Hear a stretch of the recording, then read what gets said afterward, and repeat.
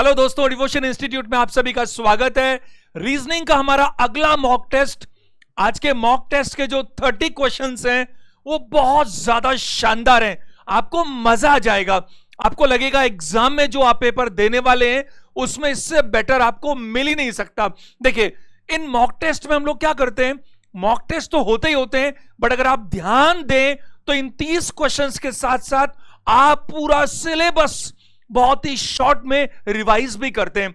एक मैं आपको और अनाउंसमेंट करता हूं, देखिए ये जो मॉक टेस्ट है ये आपका ग्रुप डी का जो एग्जाम होगा, जिसका भी पता नहीं है डेट्स, उसमें काम आएगा। एनटीपीसी के जो बचे हुए स्टूडेंट्स हैं उनके लिए काम आएगा। एनटीपीसी आपका टीयर 2 में भी काम आएगा। और जो एसएससी सीजीएल का पेपर होने वाला है आपका 13 अगस्त से, उसमें भी काम आएगा। एक बहुत ही जरूरी अनाउंसमेंट, ध्यान दीजिएगा। देखो, 13 अगस्त से आपके सीजीएल प्री का एग्जाम शेड्यूल्ड है। 13 अगस्त से, 13 अगस्त से पहले पहले यानी कि 12 अगस्त तक मैं एसएससी वाले स्टूडेंट्स के लिए, जो एसएससी सीजीएल की प्रिपरेशन कर रहे हैं, उनके लिए 10 मॉक टेस्ट करवा चुका हूं। कब तक? 12 अगस्त तक। ये 10 मॉक टेस्ट कब होंगे? इनमें से 5 रीजनिंग के होंगे, 5 मैथ्स के होंगे।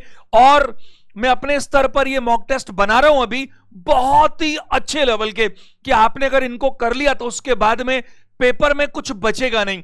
मैं आपको 2-3 दिन के अंदर अंदर इसका शेड्यूल बना के दे दूंगा, पूरा शेड्यूल, कौन सा मॉक टेस्ट कौन से दिन कौन से टाइम आएगा। चलिए आज का अपन काम शुरू करते हैं, ध्यान दीजिएगा। ये पहला प्रश्न है, मैं आपको ये सलाह दूंगा, चैनल पर 471 वीडियोस अवेलेबल है।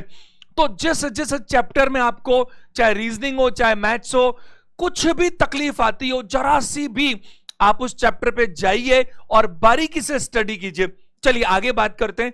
जो पहला प्रश्न है वो क्या कह रहा है, सूर्यास्त सनसेट के पहले रेलवे प्लेटफॉर्म क्रॉसिंग में राम और मोहन एक दूसरे के आमने सामने बात कर रहे थे।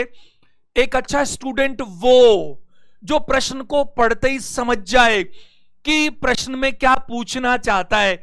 सूर्यास्त का समय है, आमने सामने की बात हो रही है, तो समझ में आ रहा है कि यह शैडो का प्रश्न होना चाहिए, छाया का प्रश्न होना चाहिए। डायरेक्शन के मैंने 2 सेशन लिए, आप छाया को देखिए। दुनिया में छाया के प्रश्न केवल 2 तरह से बनाए जा सकते हैं।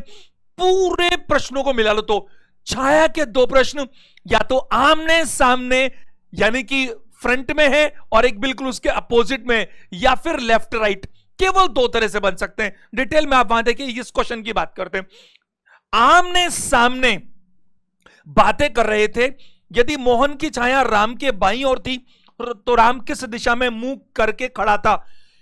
इस प्रश्न का उत्तर हम निकाल सकते हैं हद मार के 5 से 10 सेकंड के अंदर, बिना कुछ लिखे। मैंने आपको सिखा रखा है डायरेक्शन में कि जब लोग आमने सामने हो तो आप हमेशा इनको ऐसा रखोगे, एक जना यहां पर एक जना यहां पर, इधर फेस करेगा इधर फेस करेगा, फिक्स्ड है ये। और आगे पीछे हो तो हमेशा अपन को यूं रखना है। वो आप सेशन में देख लीजिए। देखिए, किसकी छाया है इससे फर्क नहीं पड़ता, किसके दाएं बाएं छाया इससे फर्क पड़ता है। तो कहा है मोहन की छाया, छाया पेड़ की भी हो सकती थी तो भी उत्तर सेम आता। सवाल क्या, राम के बाईं ओर थी, तो अपन हमेशा क्या करते हैं, राम, मिस्टर राम को यहां रखेंगे, मोहन को यहां रखेंगे, और राम के बाईं ओर थी मतलब इस तरफ थी, ये छाया है। सनसेट, सनसेट होता है कहां पर? वेस्ट में। तो छाया कहां पर होती है? ईस्ट में। तो जो छाया है वो क्या है बताइए? ईस्ट है। अगर ये ईस्ट है तो ये वेस्ट है। अगर ईस्ट और वेस्ट अदला बदली कर रहे हैं तो नॉर्थ साउथ बन जाएगा और साउथ नॉर्थ बन जाएगा। सवाल क्या पूछा है, राम किस दिशा में मुंह करके खड़े हैं? तो राम का चेहरा किस तरफ है? साउथ की तरफ है, यानी कि दक्षिण की तरफ है। उत्तर क्या रहेगा? बी रहेगा। अब इसको यह भी ड्रॉ नहीं करना था हमारे को, हमें सिर्फ क्या देखना था, राम के बाईं ओर है। तो दिमाग लगता है राम के बाईं ओर है तो राम नीचे की तरफ है, इस तरफ है राम, और राम के बाईं ओर है तो बायां मतलब लेफ्ट, ये राइट होता है। ये छाया है, और जो छाया है, मैंने आपको कहा था कि आप दिशा में मत फंसो। आप देखो छाया कहां पर है। अगर सुबह के वक्त छाया है तो वो छाया कहां पर है? वेस्ट में है। क्योंकि सनराइज ईस्ट में होता है और शाम के वक्त छाया है तो सनसेट कहां पर होता है, वेस्ट में, तो छाया कहां मिलेगी, ईस्ट में। तो जो छाया है वो ईस्ट है। अगर चारों में से एक दिशा पता लग गई तो फिर बाकी तीन तो निकल कर आएंगी। तो आंसर निकल कर आता है कि राम का फेस किस तरफ है, बताइए, साउथ में है। और डिटेल में आपको देखना है ये सारी चीजें तो आपको YouTube पर प्लेलिस्ट में मिल जाएगा। आप डायरेक्शन के 2 सेशन से उनको देख लीजिए, हर चीज है, उससे ऊपर डायरेक्शन होता ही नहीं है। प्रश्न संख्या 2 पर आइएगा। देखो, दक्षिण की दिशा में मुंह करके खड़े 30 बच्चे। आज का पेपर का लेवल अच्छा है, मैंने कहा ना पेपर हर तरह के मिलेंगे, मॉडरेट, टफ। आज का पेपर अच्छा लेवल का है। जो 30 क्वेश्चंस मिलेंगे आपको सारे स्टैंडर्ड के मिलेंगे। हर क्वेश्चन में थोड़ा आपको अच्छा मिलेगा, जिससे ऊपर आपको नहीं देखने को मिलेगा एग्जाम के अंदर। देखो, और मैं क्या कोशिश कर रहा हूं, हर पेपर में कुछ डिफरेंट लेकर आऊं, यानी कि इन पेपर्स की मदद से आपका सिलेबस कवर हो जाए। मेरी बात समझ पा रहे हैं? सिलेबस तो मैं ऑलरेडी करा चुका हूं, हर बार नई टाइप। जैसे रैंकिंग में 5 टाइप के सवाल बन सकते हैं, तो पांचों मॉक टेस्ट में मैं एक एक टाइप डाल दूंगा। कोडिंग डिकोडिंग में 10 तरह के सवाल बन सकते हैं, तो पांचों मॉक टेस्ट में 2-2 तरह के सवाल डाल दूंगा। तो क्या होगा, हर वैरायटी भी कवर हो जाएगी, ताकि कुछ भी मिस भी ना हो। तो कुछ यूनिक होंगे ये मॉक टेस्ट, मजा आएगा आपको। देखो, दक्षिण की ओर मुंह करके खड़े 30 बच्चों की पंक्ति में। जब हम पंक्ति की बात करते हैं तो ऐसी कुछ पंक्ति होती है इस तरह से। और हम हमेशा जानते हैं कि हमारे लिए सबसे अच्छा क्या होता है, अगर कुछ भी ना कहा जाए तो लोग नॉर्थ को फेस करते हैं। नॉर्थ को ऊपर की तरफ फेस क्यों करना बढ़िया रहता है? क्योंकि नॉर्थ में फेस करने का मतलब है वैसे फेस करना जैसे अभी आपका और मेरा फेस है। लेकिन मैंने आपको कहा यह प्रश्न बढ़िया है क्योंकि यहां पर फेस नॉर्थ में नहीं बल्कि क्या है, साउथ में। देखो जरा एक बार देखिए, मैंने जब ये आपको रैंकिंग करवाया था तो मैंने सिखा रखा था। अगर आपको सीटिंग अरेंजमेंट जो रोज के अंदर होता है, मैंने बता रखा था कि जैसे स्टूडेंट्स मेरे सामने बैठे हैं तो मेरा राइट इधर है जबकि उनका राइट उल्टी तरफ है, क्योंकि हम आमने सामने हैं। तो मैंने आपको कहा कि आप इसमें फंसो ही मत कि दक्षिण है, आप हमेशा नॉर्थ में ही रहो, सिर्फ उल्टा कर लो। जो वो जैसे देखो मैं अभी बताता हूं क्या बोल रहा है। 30 बच्चे, ए दाएं से 15वां है, तो ए दाएं से 15वां है, तो आप, इसने कहा साउथ में फेस करके खड़े, हमने साउथ माना ही नहीं, हम तो नॉर्थ में ही देख रहे हैं। तो ए अगर राइट से 15वां है, दाएं से 15वां है, तो हम कहां से करेंगे, ए को लेफ्ट से 15वां कर लेंगे।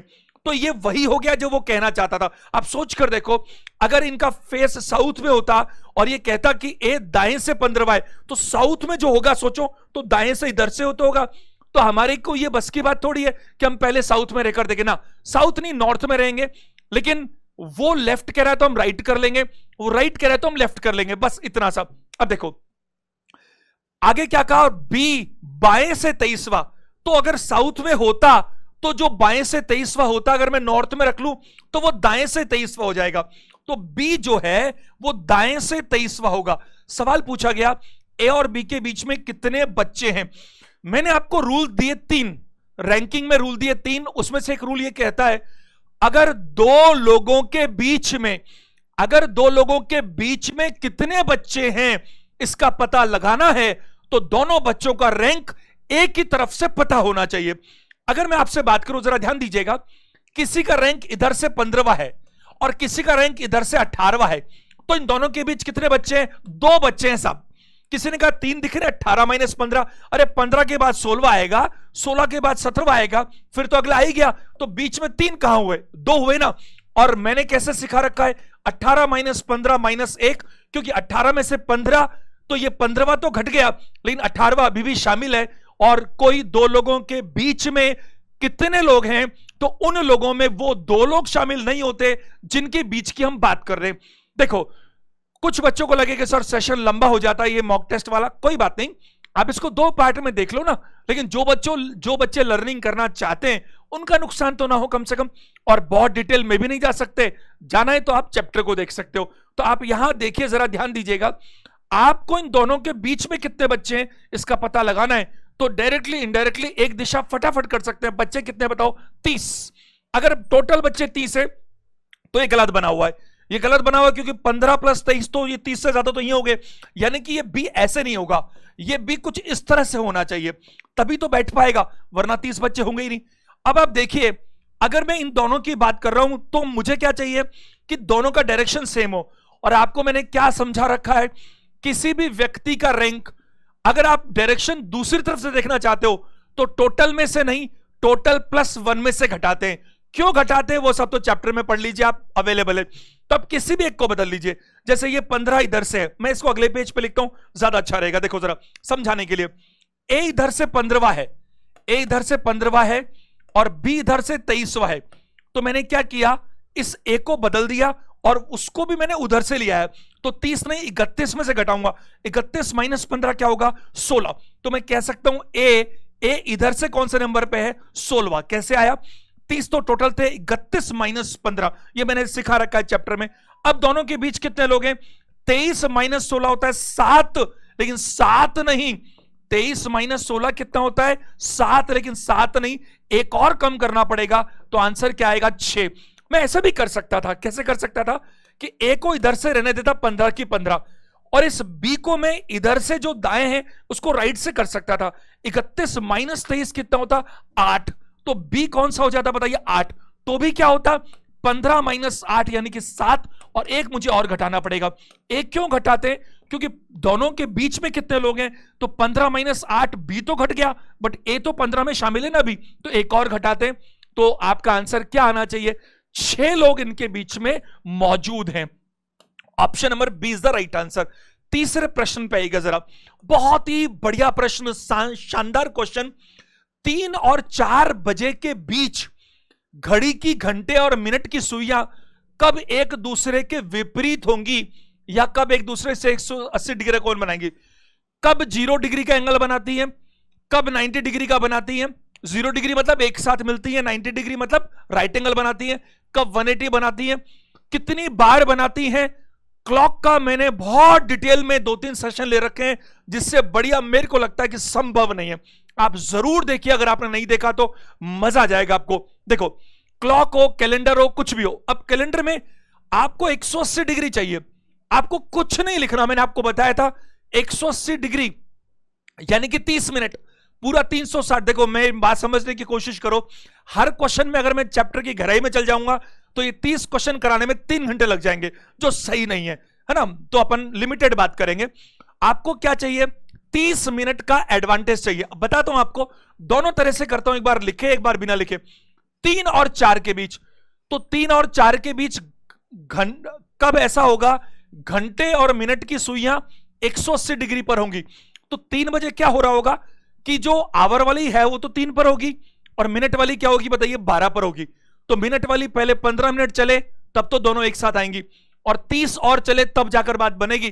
तो 45 मिनट का उसको एडवांटेज चाहिए, एक्स्ट्रा चाहिए। आपको मालूम है 1 मिनट एक्स्ट्रा लेने के लिए आपको 12/11 चलना पड़ता है। तो 45 मिनट चलने के लिए आपको ऐसा करना पड़ेगा, 540 डिवाइड 11, ये 4 बार ही जा पाएगा क्योंकि 55 तो है नहीं, 10 है तो 99 कर लीजिए, 1/11। तो ये 49 1/11 मिनट लग जाएंगे 3 बजने के बाद में। ऑप्शन नंबर डी हमारा आंसर होना चाहिए। कुछ लोग लेगा सर ये क्या किया, ये 12/11 कहां से आ गया, ये कैसे क्या हुआ। तो मैं आपको थोड़ा सा बताता हूं, ज्यादा नहीं बता सकता क्योंकि ज्यादा के लिए आपको चैप्टर देख लेना चाहिए ना, उसमें अवेलेबल है। 12 3 6 9, 3 और 4 बजे के बीच कब 180 डिग्री का एंगल होगा। तो मैंने ऐसे सिखाया था कि आप 3 बजे की बात करो एक बार।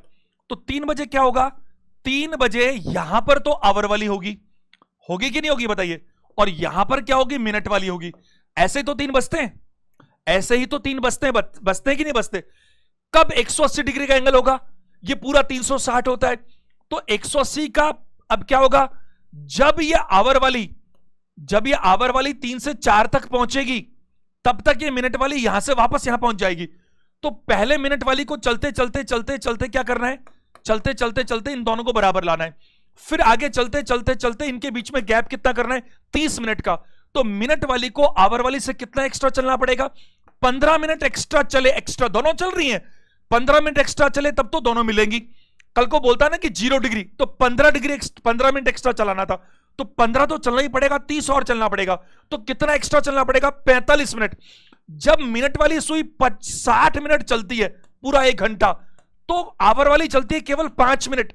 तो मिनट वाली सुई 55 मिनट एक्स्ट्रा चलती है 60 मिनट के टाइम में। तो मिनट वाली सुई 1 मिनट एक्स्ट्रा चलती है 60/55, 12/11 मिनट के समय में। तो 45 मिनट एक्स्ट्रा चलने के लिए मैंने इसको 45 से मल्टीप्लाई किया। तो यहां मैंने 12/11 मल्टीप्लाई 45 किया, तो सीधा आंसर निकल कर आया। मैं आपको राय दूंगा, आप ये देख लीजिएगा, क्लॉक में सारी बातें कवर हो जाएंगी, एक एक बारीकियां। इसका आंसर होगा ऑप्शन नंबर डी। सवाल संख्या 4 पर चलते हैं, मेरा फेवरेट चैप्टर।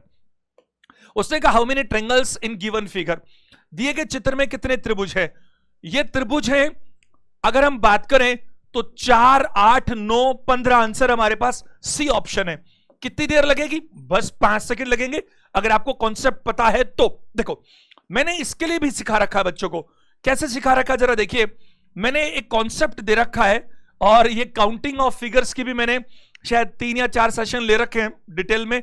70-75 तरह के जितने क्वेश्चंस बन सकते हैं वो सारे 70-75 मतलब फिगर्स हैं इतने सारे, अलग अलग अलग अलग, छोटे से लेके बड़े तक, टफ इजी से लेके टफ तक, वो भी देखना चाहिए। देखो, मैंने कहा कि कोई ट्रायंगल के अंदर ट्रायंगल इस तरह से बने, कोई ट्रायंगल के अंदर ट्रायंगल इस तरह से बने कि ये तीनों साइड्स को टच करे अगर इस तरह से, तो हमेशा ही अंदर 4 ट्रायंगल बनेंगे। कोई भी ट्रायंगल के अंदर ट्रायंगल बने तो वो हमेशा इस बाउंड्री को टच करेगा। तो 4 कैसे बनेंगे? 1, 2, 3, 4। और हमेशा अच्छा स्टूडेंट काउंटिंग कैसे करता है? या तो अंदर से बाहर की तरफ या बाहर से अंदर की तरफ। और दूसरा कॉन्सेप्ट मैंने सिखा रखा है, छोटे, क्योंकि कई बार छोटे बड़े हो तो यहां तो बराबर से दिख रहे हैं, नहीं है, लेकिन या तो छोटे से बड़े बनाते हैं या बड़े से छोटे बनाते हैं। अब इधर देखो, अगर हम बातचीत करें, इसके अंदर भी एक ट्रायंगल है, इसके अंदर भी क्या है बताइए? एक ट्रायंगल है। तो हमेशा हम क्या करेंगे? हमेशा हम अंदर से बाहर की तरफ काउंट करेंगे, जैसा मैंने सिखा रखा है। तो आप देखिए, पहले इसको देखिए, ये एक ट्रायंगल है, ये एक ट्रायंगल है, और ये इस बाउंड्री को टच कर रहा है, ये वाला पार्ट। तो ये जो पार्ट है, जरा ध्यान दीजिएगा सब लोग, ये आपको ट्रायंगल दिख रहा है जो मैंने येलो से दिखाया। इसके अंदर देखो, इसको बिल्कुल मिड पॉइंट्स मान लो, इनको ये टच कर रहा है, तो कितने ट्रायंगल दिख रहे हैं? 4। देखो, मैं काउंटिंग करके लिख देता हूं, 1, 2, 3, 4। आपको 4 ट्रायंगल नजर आ रहे। अब ये तो अंदर वाले ट्रायंगल के अंदर बना। अब इस बाहर वाले ट्रायंगल की बात करें, इसके अंदर, इसके अंदर फिर देखो बाउंड्री को टच करते हुए ये बन रहे, तो फिर कितने बनेंगे? 4 और बनेंगे। कौन से बनेंगे 4? 1, 2, 3 और ये पूरा की पूरा 4। तो 4 तो ये बन चुके अंदर छोटे, 4 फिर बन चुके, एक सबसे बड़ा भी तो बनेगा ये। तो कितने हो गए? 9 ट्रायंगल बन गए। 9 तो बन गए। देखो, 1, 2, 3, 4 यो, फिर ये जो ये बाउंड्री टच करेगा तो 1, 2, 3 और 4, और एक सबसे बड़ा 5। अब मैं बात करूं, ये जरा देखिए, ये भी तो आप ट्रायंगल काउंट करोगे, ये एक और ये एक और, ये एक और ये एक और, ये एक और ये एक और, तो 6 और बनते हैं। तो टोटल कितने बनते हैं? 15 बनते हैं। डिटेल में देखना है तो आप सेशन में चले जाइए, आपको वहां और अच्छा दिख जाएगा। 5वें प्रश्न पर आते हैं। ये भाई, मां और इस तरह की बात हो रही है, तो ये प्रश्न कहलाता है ब्लड रिलेशनशिप, रक्त संबंध। और 3 तरह के सवाल बनते हैं जो सारे मैंने बता तो रखे। जरा देखो, ए बी का भाई है। आपको मैंने कहा कि भाई बहन के रिलेशंस दिखाने हो तो हमेशा आप ट्री बनाने की कोशिश कीजिए। क्या बनाने की कोशिश कीजिए? ट्री बनाने की कोशिश कीजिए। मेरी आप लोगों से रिक्वेस्ट है, आप मेरा मोटिवेशन बढ़ाने के लिए अभी की अभी इस वीडियो को लाइक करें, कमेंट करें। क्या होता है कि आप देखिए, मैं आपको बताऊं कि ताली हमेशा दोनों हाथ से बजती है, बहुत स्पष्ट बात है। क्या होता है कि ये क्लासेस बिल्कुल फ्री ऑफ कॉस्ट है ना। एक फीलिंग होती है एटीट्यूड ऑफ ग्रेटिट्यूड। हमेशा अगर आपको कोई चीज अच्छी मिल रही है, अगर वाकई में ऐसा लगता है तो आपको लाइक करना चाहिए, हर बच्चे को कमेंट भी करना चाहिए, और अधिकतम लोगों को शेयर करना चाहिए, ताकि जस्टिस हो, सही चीज सही लोगों तक पहुंच पाए, है ना। तो वो बहुत ज्यादा क्या करती है चीज, सामने वाले को मोटिवेट करती है, और ये जरूरी चीज है। दूसरी चीज, मैं आपसे रिक्वेस्ट करूंगा प्लीज, जो संडे को सेशन आता है 5 बजे, कल आया था, कल नहीं 2 दिन पहले आपका जो था टाइम एंड मनी, आज वेडनेसडे है, संडे को जो आया था आपका that was time is money. बहुत अच्छा सेशन है, आपको जरूर देखना चाहिए। इससे क्या होगा कि केवल देखो, मैं अक्सर एक लाइन बोलता हूं ना कि इंसान की गति, प्रोडक्टिविटी सिर्फ हार्डवर्क से नहीं बढ़ती, बहुत तरीके हो सकते हैं, बहुत तरीके हो सकते हैं। आपको वो जो संडे वाला जो सेशन है वो जरूर देखना चाहिए, और उसके लिए अलग से चैनल बना रखा है मोटिवेशन का, उसको जरूर सब्सक्राइब करना चाहिए। जरा इधर देखिएगा, ए बी का भाई है, तो मैंने आपको कहा था भाई बहन को दिखाने के लिए हमेशा डैश डैश डैश दिखाते हैं। ए भाई है किसका बताओ? बी का। तो बी कौन है? पता नहीं, बी भाई भी हो सकता है, बहन भी हो सकती है। सी ए की मां है, अब सी ए की मां है तो सी मां है तो जनरेशन ऊपर वाली चली जाएगी, और माइनस लगाया मैंने फीमेल के लिए और प्लस लगाऊंगा मैं मेल के लिए। आगे डी, सी का भाई है, डी जो है वो भाई है किसका बताइए? सी का, तो वो ऐसा चलेगा। पढ़ते जाओ करते जाओ। सवाल क्या है? डी का बी से क्या संबंध है? इस डी का बी से क्या संबंध है?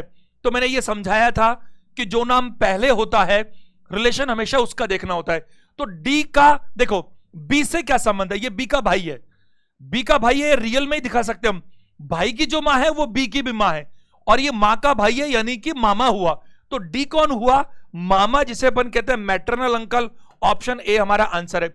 मैं आपसे सवाल पूछना चाहता हूं, अगर यहां पर ऐसा होता, मान लो कि बी का डी से क्या संबंध है, बी से डी का क्या संबंध है, अगर यह सवाल होता तो आंसर क्या होता पता है? आंसर होता डी। आंकड़े अपर्याप्त हैं। क्यों अपर्याप्त है?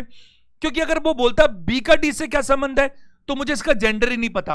अगर ये प्लस हुआ तो ये भांजा हो जाएगा, और ये माइनस है तो भांजी हो जाएगी। मेरी बात समझ पा रहे हैं? नेफ्यू या नीस हमें क्या पता, लेकिन सवाल में ये नहीं पूछा था, इसलिए बहुत क्लियर है। तो हमेशा जिसका नाम पहले आए रिलेशन उससे देखना चाहिए। ए का बी से क्या संबंध है और बी का ए से क्या संबंध है? दोनों में जमीन आसमान का फर्क है। प्रश्न संख्या 6 पर आइएगा। एक खास कोड में JROST, देखो मैं आपको बताऊं, जैसे अभी ये जो मॉक टेस्ट है ये आपके ग्रुप डी में काम आएगा, लेकिन ग्रुप डी का एग्जाम डेट पता नहीं है, तो अपन कुछ मॉक टेस्ट और करेंगे, फिर अपन एक बार आ जाएंगे जो एग्जाम सामने दिख रहे हैं। जैसे एसएससी का 13 अगस्त से है, तो अपन को 10 मॉक टेस्ट वो लेकर आने।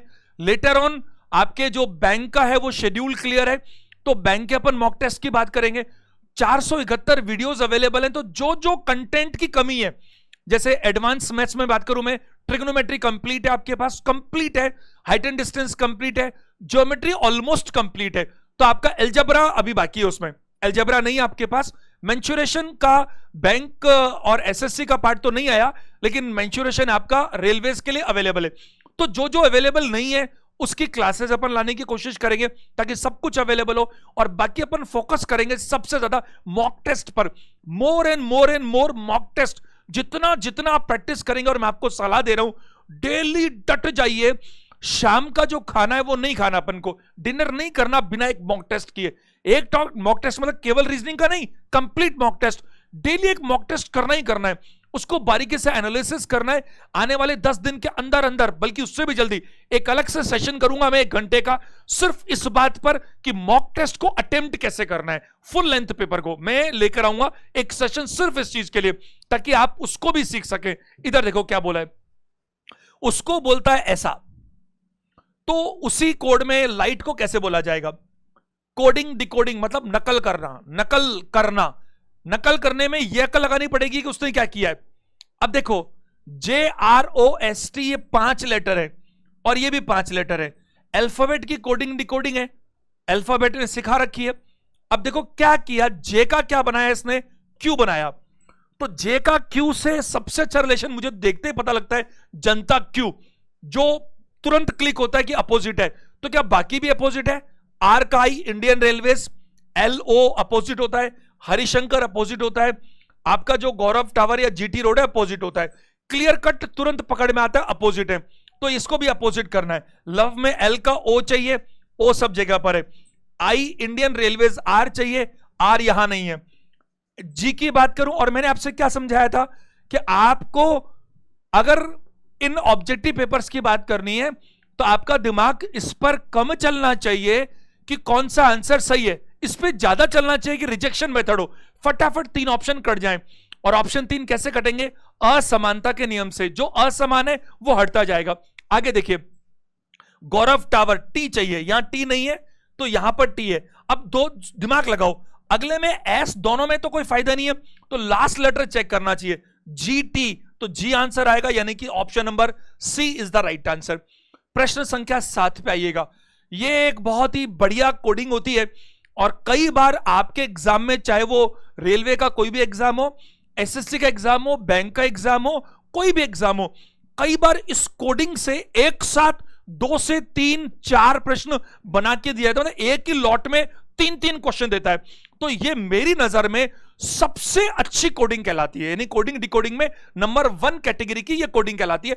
टफ नहीं है। जरा देखो, किसी सांकेतिक भाषा में मैंगो इज गुड को ऐसा बोलता है, बढ़िया बात है, मैंगो इज गुड।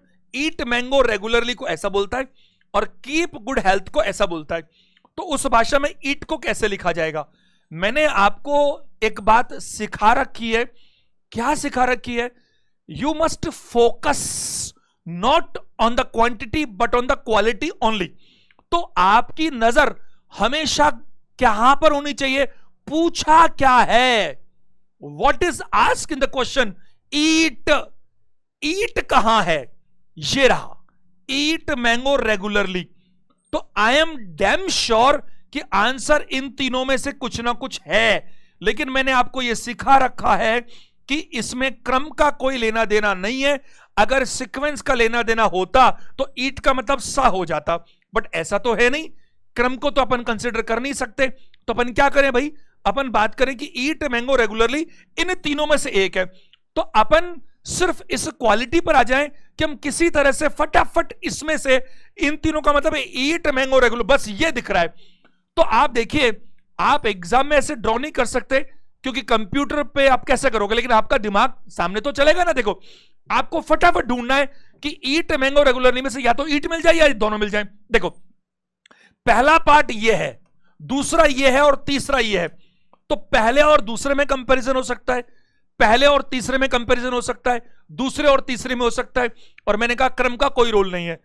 पहले और दूसरे में mango is good, eat mango regularly, तो दोनों में मैंगो कॉमन है। देखो, मैंगो यहां भी है, मैंगो यहां पर भी है। अगर दो पार्ट में एक शब्द कॉमन है तो एक कोड भी कॉमन होना चाहिए। तो Z8 Na और TA क्या कॉमन है? TA। इधर उधर कहीं मत काटो, बस TA नहीं हो सकता साहब। क्यों नहीं हो सकता TA? क्योंकि TA कोड किसका हो गया बताइए? मैंगो का। TA कोड किसका हो गया? मैंगो का। इसमें कोई डाउट नहीं है, डिटेल में सीखना है। मैंने आपको कोडिंग डिकोडिंग का चैप्टर में ये पार्ट घंटे भर में करवा रखा है, अच्छे से अच्छे प्रश्न लेकर के, उसमें चले जाओ। देखो, अब मुद्दा बचा कि ईट मिल जाए या रेगुलरली। नीचे आओ, क्योंकि ऊपर तो कुछ कॉमन है नहीं। कीप गुड हेल्थ, तो कीप भी नहीं है कॉमन, गुड भी नहीं और हेल्थ भी नहीं है, तो नहीं मिलेगा। अगर मैं बात करूं, आपको रेगुलरली कहीं पर अवेलेबल नहीं है, ईट कहीं और अवेलेबल नहीं है, तो आपको आंसर निकलेगा क्या बताइए? आंकड़े अपर्याप्त। क्या मेरी बात समझ पा रहे? सी ऑप्शन होगा, आंकड़े अपर्याप्त। या फिर मैं कह सकता था ऐसा आंसर होता सा और LA ला। अगर ऐसा होता तो भी हम आंसर ले सकते थे। भाई इन दोनों में से कुछ तो है ही है, पर कौन सा है वो पता नहीं, क्योंकि इससे तो केवल मैंगो कट पाया। ईट गुड, यहां पर देखो गुड हेल्थ कीप कुछ मिल ही नहीं रहा मेरे को। और फर्स्ट और थर्ड में भी बात करूं तो गुड मिलता है, तो गुड से क्या फायदा? देखो, कुछ लोग क्वांटिटी कम, इन दोनों से गुड का पता लग जाएगा, बट गुड से मुझे क्या लेने देना है? मुझे तो ईट का पता लगना है। तो या तो ईट मिले या रेगुलरली मिले, तो मैं उस पर फोकस करूं ना जो मुझे चाहिए। तो आंकड़े अपर्याप्त है। और एक बात ध्यान रखिएगा, लिख लीजिएगा मेरे कहने से, दुनिया में अधिकतम संभावनाएं कभी भी झुटलाई नहीं जा सकती, और वहां पर आइदर देना चाहिए। वो यहां पर है, देखो, इन दोनों में से एक जरूर होगा। ऑप्शन अगर ऐसा होता ना चौथे नंबर पे, ऐसे और ला, तो फिर आंकड़े अपर्याप्त नहीं, वो आंसर बेटर होता इसकी तुलना में। 8वां प्रश्न पाइएगा। देखो क्या कह रहा है, मैंने बहुत अच्छा पेपर बनाया है। आप समझो, पेपर में बहुत मेहनत लगती है, एक एक क्वेश्चन ये देखना पड़ता है आपके एग्जाम का पैटर्न क्या आ रहा है, उसी को फोकस करना है ना। बिल्कुल डिफरेंट डिफरेंट डिफरेंट कोशिश करना। शब्द ये आपको दिया हुआ है कि प्रत्येक व्यंजन को, व्यंजन मतलब कॉन्सोनेंट, 21 कॉन्सोनेंट होते हैं वैसे, और 5 वोवल होते हैं, को अंग्रेजी वर्णमाला में उसके अगले अक्षर से प्रतिस्थापित किया जाता है। अगले से मतलब, जैसे मान लो जी कॉन्सोनेंट है, तो जी को प्रतिस्थापित रिप्लेस करता है एच से। जैसे मान लो टी कॉन्सोनेंट है, तो टी को किससे करेगा? यू से करेगा। अगर बी कॉन्सोनेंट तो बी को किससे करेगा? सी से करेगा। अच्छा अगर जेड होता तो जेड भी कॉन्सोनेंट है, उसको अगले से करता तो ए से करता, क्योंकि आपको मालूम है कि अल्फाबेट हमेशा सर्कल में चलती है। अच्छा आगे पढ़ते हैं। और प्रत्येक स्वर को अंग्रेजी वर्णमाला में उसके पहले वाले से, बिफोर, यानी जैसे ई एक वोवल है तो ई को किससे रिप्लेस करेगा? डी से करेगा। आई एक वोवल है, आई को किससे करेगा? एच से करेगा। ये तो इंस्ट्रक्शंस हो गए कि व्यंजन को अगले वाले से बदल दो और स्वर को पिछले वाले से बदल दो। आगे बात करें तो नई व्यवस्था में अब व्यवस्था बदल जाएगी ना, ये सारे बदल जाएंगे। तो दाएं सिरे से चौथा अक्षर कौन सा होगा? डी ई आंसर है, ऑप्शन तीसरा। आपने कहा सर ये सब कुछ तो बदला ही नहीं आपने। अरे मुझे एक बात बताओ, आपने क्या किया? इन सबको बदल दिया। आर को क्या बदलोगे? आर से बनाओगे एस अगला, आई से क्या बनोगे? एच पिछला, एस से क्या बनाओगे? टी अगला, जेड से क्या अगला? ए, ई से क्या बनाओगे? पिछला डी, डी से क्या बनाओगे? ई, पी से क्या बनाओगे? अगला क्यू, ई से क्या बनाओगे? पिछला डी, और क्यू से बनाओगे अगला क्या बताइए? आर। अब आप नई व्यवस्था आ गई, तो नई व्यवस्था में दाएं सिरे से चौथा क्वेश्चन, दाएं सिरे से चौथा क्वेश्चन कौन, क्या आंसर आएगा? ई। अरे तो मैं ये कहना चाहता हूं, आप इस पूरी व्यवस्था को क्यों बदल रहे हो? जैसे देखो ये पहली पंक्ति है, ये दूसरी पंक्ति है, ये तीसरी है, और ऐसे खूब सारी हैं।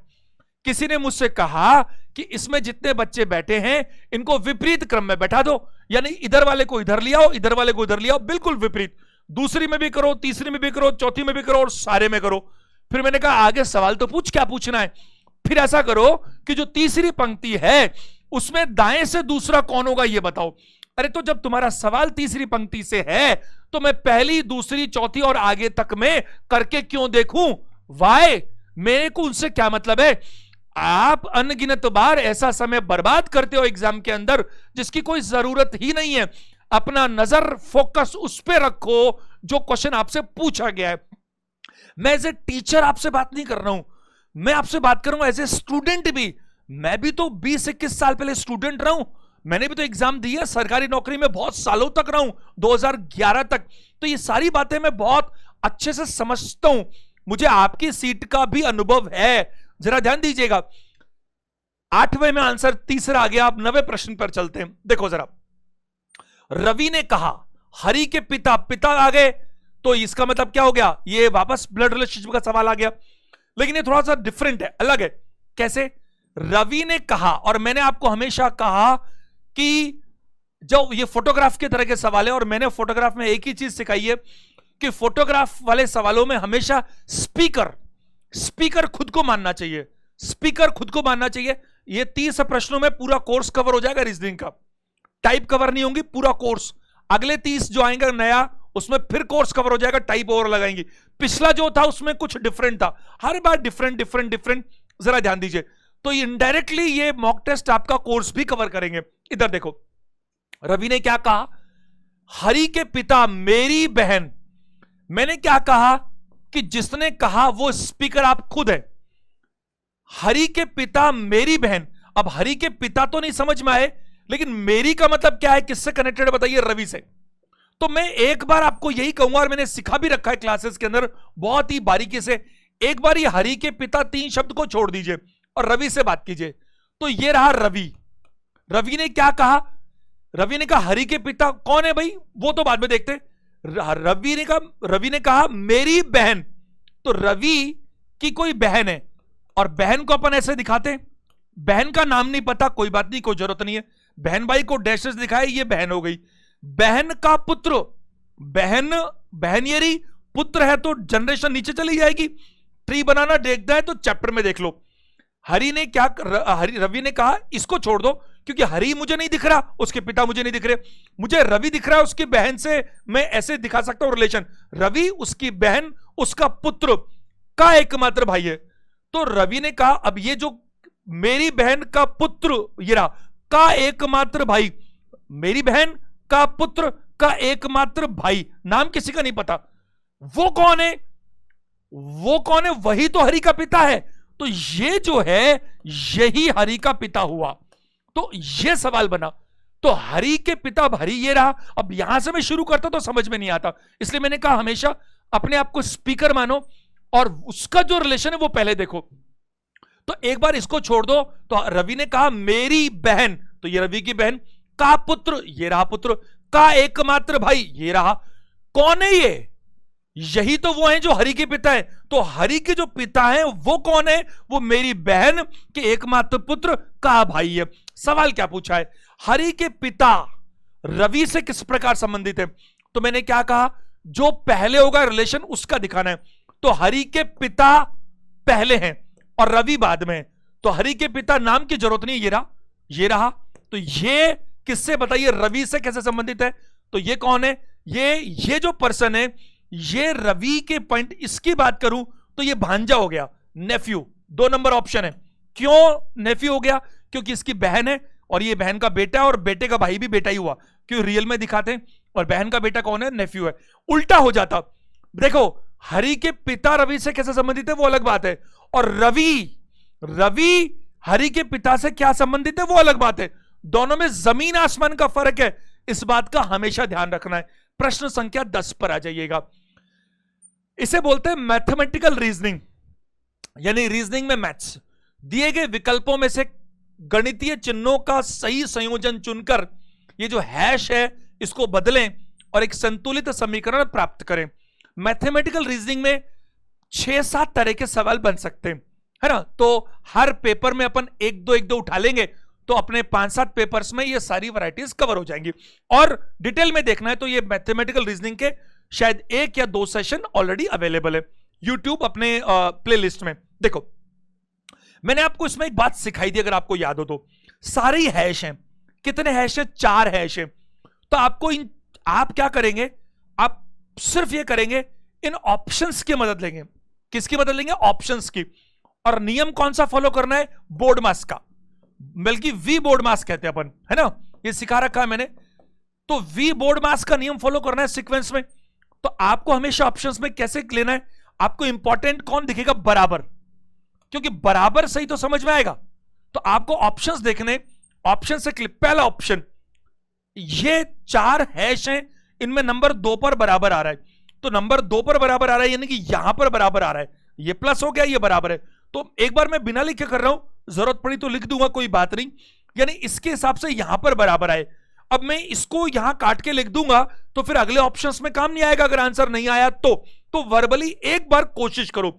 अगर यहां बराबर होता, आप सोचो पहले वाले हैश में प्लस होता, दूसरे में बराबर, तीसरे में प्लस, चौथे माइनस। अगर ऐसा होता तो क्या होता भाई? तो अगर ये बराबर होता, दूसरा अगर बराबर होता तो पहला क्या होता? प्लस होता। तो बराबर के दोनों बाजू बराबर होने चाहिए। तो 11 प्लस 16 कितना होता? 27, 27। अच्छा ठीक है, 27 बराबर। अगर ये दोनों हैं तो ये प्लस और ये माइनस है, और सोचो ये 27 है तो ये प्लस करोगे तब तो 27 हो जाएगा, लेकिन ये माइनस हो जाएगा। तो ये मत निकालने बैठ जाओ कि 27 माइनस 7 20 आएगा। अरे 27 तो नहीं आएगा ना। अरे भाई ये, इसका मतलब ये ऑप्शन गलत है, दिस इज रॉन्ग आंसर, ये नहीं हो सकता। अरे 27 से कम आएगा बस। अरे ये क्यों निकाल रहे हो, कितना आएगा, क्या फर्क पड़ता है? आपको कितना आएगा वो थोड़ी पूछा है, आपको सिर्फ ये पूछा है कि ऑप्शन कौन सा सही है। मैंने क्या बोला, इसको अगर मैं बराबर बनाता हूं, क्यों? पहले नंबर पे प्लस, दूसरे पे बराबर, तीसरे पे प्लस, चौथे में माइनस। अगर ऐसा है सही तो यहां दूसरे पे अगर बराबर आता तो ये प्लस यहां होता, और 11 प्लस 16 कितना होता? 27। तो मैं कह रहा हूं कि यहां पर प्लस और माइनस बचे, तो 3 प्लस 27 24, तो 27 हो गया। बट उसमें से कुछ भी घटाऊंगा तो 27 से कम आ जाएगा, ये नहीं हो सकता। दूसरे पे आओ, इसमें पहले नंबर पे ही बराबर है। अगर यहां बराबर हुआ तो एक पूरा साइड 16 हो गया, तो बाकी उधर क्या करूं? इधर मल्टीप्लाई भी है, माइनस भी है और प्लस भी है। अगर यहां मल्टीप्लाई करूंगा, क्योंकि मल्टीप्लाई माइनस से प्लस में पहले मुझे मल्टीप्लाई करना पड़ेगा, मल्टीप्लिकेशन पहले होता है, एडिशन सब्ट्रैक्शन बाद में होते हैं। तो अगर ये दूसरा ऑप्शन लूंगा तो ये तो हो गया 16, 11 मल्टीप्लाई 3 क्या होगा? 33, 33 माइनस अगर मैं बात करूंगा 24, 9 प्लस 7 16, ये सही बैठ रहा है option. Option B is the correct answer. थोड़ी सी प्रैक्टिस की बात है, और मैं आपको सेशन में हर बार टोकता हूं। मैथमेटिकल रीजनिंग के एक आध सेशन मैंने ले रखे, उनको देखो तो आपको ये बातें और गहराई से समझ में आ पाएंगी। अभी मैं बहुत जड़ तक नहीं जा सकता। चलिए, तो आंसर क्या होगा? Option number B. 11वां प्रश्न पे आइएगा। इन चारों ऑप्शंस में से एक ऑप्शन चुनना है। ये ऑप्शन है ए, बी, सी और डी। मैंने आपको 11 रूल्स दे रखे हैं। ये क्वेश्चन नंबर 11 इत्तेफाक से है। मैंने 11 रूल्स दे रखे हैं कि किसी भी तरह के जो ऑब्जेक्ट्स होते हैं उनमें 11 तरह से बातें बन सकती हैं। तो आपको यह कहा गया, पहली बात, names beginning with a consonant, व्यंजन से शुरू होने वाले नाम, ये पहले तरह की बात है। तो व्यंजन कितने होते हैं? 21 व्यंजन होते हैं। कितने होते हैं? 21। ये एक ग्रुप है। दूसरा, एम से शुरू होने वाले नाम, तो एम से शुरू होने वाला नाम, एम भी तो व्यंजन ही है। अच्छा, तीसरा, आई अथवा टी से शुरू होने वाले नाम, तो आई एक वोवल है और टी एक व्यंजन है, कॉन्सोनेंट है। तो इन तीनों बातों को दिखाने वाली बात, ये पहली बात, ये दूसरी बात और ये तीसरी बात, इन तीनों को दिखाने वाला कौन सा इनमें से सर्वोत्तम वेन होगा वो देखिएगा। तो आप तीनों में से क्या कीजिए, पहले कोई भी दो पकड़ लीजिए। देखो, मैंने आपको बता रखा है इसमें सम का रिलेशन हो सकता है, सम पॉजिटिव सम नेगेटिव हो सकता है, ऑल पॉजिटिव ऑल नेगेटिव हो सकता है कि नहीं? अगर हम बात करें तो कैसे रिलेशन देखते हैं? व्यंजन से शुरू होने वाले नाम एक ग्रुप, एम से शुरू होने वाले नाम। एक बात बताइए, पहले मैं इस 1 और 2 की बात करता हूं। ये 1 है, ये 2 है, ये 3 है। मुझे इस 1 और 2 में रिलेशन बताइएगा। इस 1 में कितने हैं? पूरे 21 व्यंजन। इस 2 में कौन है बताइए? केवल कौन है? एम। और एम भी क्या, एक व्यंजन है। यानी कि 2 नंबर पूरा 1 नंबर में आता है। यानी कि 2 नंबर जो है, एम जो है, वो पूरा की पूरा व्यंजन से कवर होना चाहिए, कॉन्सोनेंट से। क्योंकि ये जो कॉन्सोनेंट से कवर होगा तो एम भी तो कॉन्सोनेंट है, तो एम पूरा कॉन्सोनेंट में आता है। तो एक वेन तो मेरे को ऐसा चाहिए ही चाहिए। ऑप्शन ए नहीं हो सकता, ऑप्शन बी नहीं हो सकता, ऑप्शन सी और डी हो सकता है, क्योंकि डी में ऐसा है, ये वाला ऊपर कवर भी तो हो रहा है और ये भी हो सकता है। तो ए और बी तो नहीं हो सकते। अब तीसरा देखते हैं, आई अथवा टी से शुरू होने वाले शब्द। आई अथवा टी से शुरू होने वाले शब्द, ध्यान दीजिएगा सारे के सारे स्टूडेंट्स, आई अथवा टी की बात करूंगा तो यहां पर वेन में कुछ गड़बड़ है। देखो कैसे, अगर मैं आई और टी की बात करूंगा, तीसरा ग्रुप है, तो ये आई और टी ऐसा होना चाहिए। ये आई और टी का ग्रुप है, ये वाला आई और टी का ग्रुप है। तो उसमें से क्या होगा, जो आई वाले हैं वो तो इधर रह जाएंगे, इस वाले पार्ट में। जो आई वाले हैं वो तो इस वाले पार्ट में रह जाएंगे जो मैंने अभी बनाया है, और जो टी वाले हैं वो इस वाले पार्ट में चल जाएंगे। तो वेन डायग्राम गड़बड़ है, ये जो सी ऑप्शन है ना, क्योंकि वरना तो सारे, देखो ये गलत हो जाएगा। क्यों हो जाएगा? क्योंकि अगर ये मान लो आई और टी वाले हैं, अगर ये पूरे की पूरे कॉन्सोनेंट है, देखो इसको कवर ये कर रहा है, ये अगर एम है सिर्फ, अगर आप सोचो ये सिर्फ एम है ये वाला, और ये पूरे कॉन्सोनेंट है, अगर ये पूरे कॉन्सोनेंट है तो फिर ये वोवल कैसे हो सकते हैं? गड़बड़ हो जाएगी। तो आई तो इसमें आ ही नहीं सकता, तो आई तो बाहर जाना पड़ेगा ना उसको। तो ये क्या होगा, इस वेन को आप ऐसा बना लीजिए, इसको काट रहा हूं मैं, ऐसा बना लीजिए। प्रिंटिंग एरर हो सकती है भाई, बनाए मैंने ही है, लेकिन कोई बात नहीं, गलती हो सकती है, क्यों नहीं हो सकती बताओ। तो यहां पर मैं बात करूं, इसको थोड़ा सा मिला लीजिए तो सही हो जाएगा, है ना। तो ये क्या होगा, अगर ये वाला पार्ट कॉन्सोनेंट है तो अंदर आ जाएगा, और अगर आई है तो बाहर रह जाएगा। तो it should be like this, है ना। आंसर आपको ऐसा देना चाहिए। समझ पा रहे हैं मेरी बात को? तो ये एम है, इसको पूरा कॉन्सोनेंट कवर करेगा और थोड़ा इस तरह से करेगा। और डिटेल में चाहते तो 11 रूल्स आप पढ़ लीजिएगा। प्रश्न संख्या 12, निम्न विकल्पों में से वह शब्द चुनिए जो दिए गए शब्द के अक्षरों का प्रयोग करके नहीं बनाया जा सकता। तो ये आपको एंटरटेनमेंट एक शब्द दिया है, 2 तरह की बातें बनती है। एक बड़ा सा शब्द देगा, उससे कौन सा बनाया जा सकता है और कौन सा नहीं बनाया जा सकता। तो अगर वो नहीं हटा देता तो मैं वो ढूंढता कि कौन सा बना सकते हैं, और नहीं लगा रखा, इसका मतलब कोई एक नहीं बनेगा, बाकी 3 बन सकते हैं।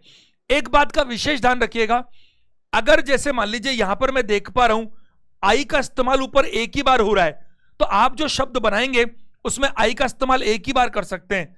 लेकिन जैसे एन का इस्तेमाल 1 2 3 बार हो रहा है, तो आप शब्द को बनाने में NOON नून यूज कर सकते हैं, लेकिन ओ भी फिर 2 बार होना चाहिए। ये नियम भी मैं सिखा चुका हूं, बचाया कुछ नहीं है, मॉक टेस्ट है, टॉपिक्स में सब कवरेज पहले हो चुका। इधर देखो, अब कौन सा नहीं बनता वो देखना है फटाफट से। एम ये रहा ए टी 2 बार आ रहा है, ई भी आ रहा है और आर भी आ रहा है, ये तो बनता है।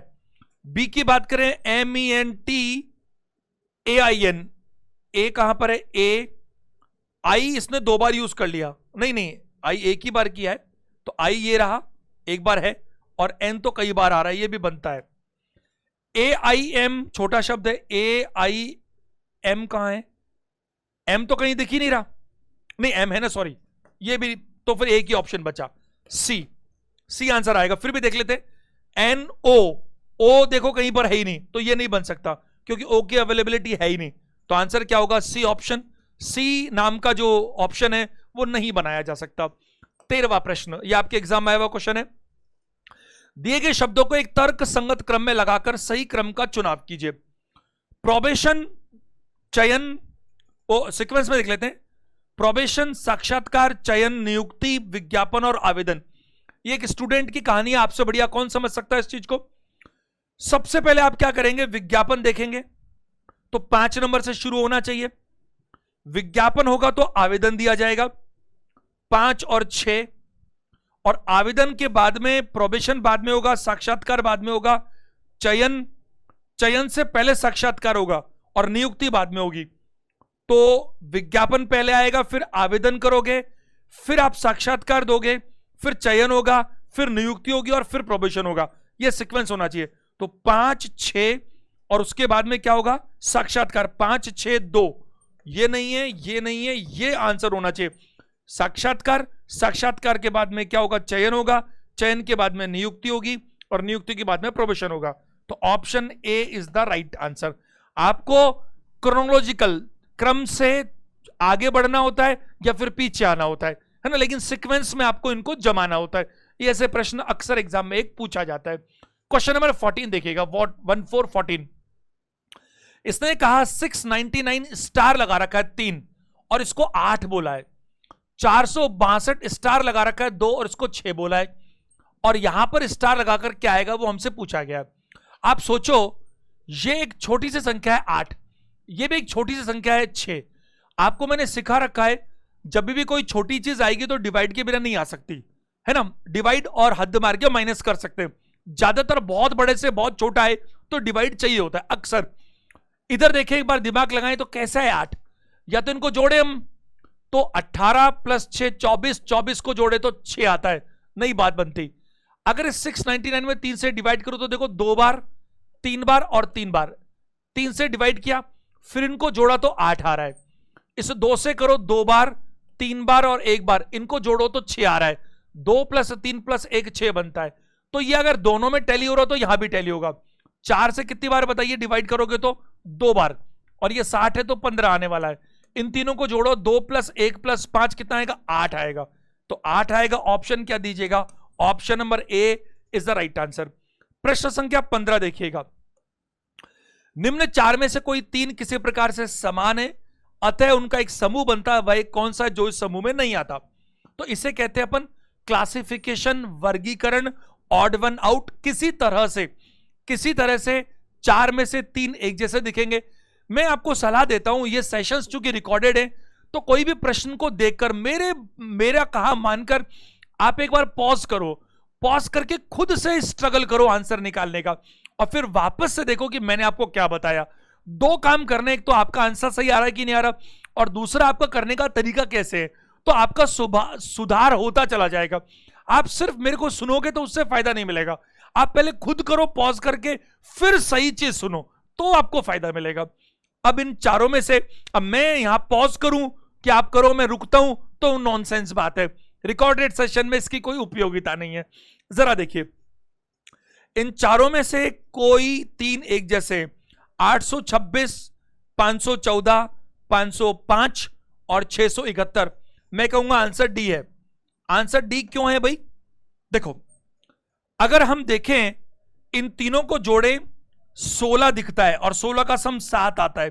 8 + 2 + 6, इनका सम है 10। 5 1 4, इन सम का सम क्या है बताइए, 10। 6, इन सब का सम है 14। 16 10 10 और 14, ये चारों इवन है, तो इस आधार पर मैं इनको अलग नहीं कर पाया। बहुत सारे लोग ऐसा करने की कोशिश करते हैं। देखो फिर क्या हुआ, कुछ ना कुछ तो होगा, जितनी प्रैक्टिस करोगे उतना आपको ये पकड़ में जल्दी आ पाएगा। देखो 826 में फर्स्ट और लास्ट देखो 8 और 6, क्या उनका अंतर 2 आ रहा है? हाँ आ रहा है। फर्स्ट और लास्ट 5 और 5, क्या अंतर 0 आ रहा है? आ रहा है। फर्स्ट और लास्ट 5 और 4, अंतर 1 आ रहा है? आ रहा है। 6 और 7, 6 और 1 सॉरी, अंतर 5 आना चाहिए, जबकि यहां 7 आ रहा है। तो 3 ऑप्शंस ऐसे हैं जिनमें फर्स्ट और लास्ट 826 अगर मैं देखूं तो ये 8 और 6 का अंतर ही तो है, ये 2। अगर मैं देखूं 514 तो इस 5 और 4 का अंतर ही तो है 1। अगर मैं देखूं 505 तो इस 5 और 5 का अंतर ही तो है 0। लेकिन 671 में 6 और 1 का अंतर यहां पर 5 आना चाहिए था, जो अंतर ना आकर क्या आ गया, यहां पर सम आ गया। इसलिए आंसर क्या दीजिएगा? Option number D. 16 number question देखिए, सीरीज का प्रश्न है और यहां पर ये मिसिंग सीरीज है, ध्यान दीजिएगा मिसिंग सीरीज है। सीरीज में लास्ट वाला भी पूछ सकता है आपसे, मिसिंग पूछ सकता है, कौन सा नंबर गलत है वो पूछ सकता है। ध्यान दीजिएगा मैंने 2 सेशन लिए हुए नंबर सीरीज के, 2 सेशन लिए हुए अल्फाबेट सीरीज के। ये चारों सेशन से आपको करीब करीब एग्जाम में 2-3 प्रश्न मिलते ही मिलते हैं, देखना चाहिए। इधर देखिए, आपको क्या है कि कोई भी, ध्यान से सुनना मेरी बात को, कोई भी 2 लगातार टर्म में लॉजिक पता लग जाए, मैंने नंबर सीरीज में सिखा रखा है। जरूर नहीं है लेफ्ट से शुरू करें, कहीं से भी शुरू कर सकते हैं, कोई फर्क नहीं पड़ता। देखो अगर मैं देखूं तो सबसे पहली चीज, बहुत ज्यादा बढ़ नहीं रहे कि दुगने तिगने 4 गुने हो गए। अगर ऐसा होता तो मैं मल्टीप्लिकेशन सोचता, बहुत तेजी से घटते तो मैं डिवीजन सोचता। थोड़ा आसपास चल रहे हैं, जरा देखिए इन दोनों का अंतर कितना है? 7 अंतर है। और इन दोनों का अंतर कितना है? 10 अंतर है। अब 7 अंतर है और 10 अंतर है, अगला क्वेश्चन मार्क है। यहां पर अंतर कितना है? 19 अंतर है। कुछ सोच सकते हैं हम लोग, यहां पर दोनों में डिफरेंस 7 का है, फिर 10 का डिफरेंस है, यानी 3 डिफरेंस ज्यादा हो गया। अगर यहां पर 13 का डिफरेंस हो और यहां पर 16 का डिफरेंस हो तो ये 19 का डिफरेंस हो सकता है। अगर ऐसा हो तो, अगर यहां 7 का डिफरेंस है और यहां 10 का डिफरेंस है तो क्या 13 का डिफरेंस करने से कुछ ला सकते हैं हम? अगर यहां 28 में जोड़े 13 तो 41, देखो एक ऑप्शन में नजर आ रहा है आपको। अगर ये 41 सही है तो ये तभी होगा अगर ये 7 का अंतर है, ये 10 का अंतर है और ये 13 के अंतर पर आ रहा है, तो अगला 16 का अंतर होना चाहिए।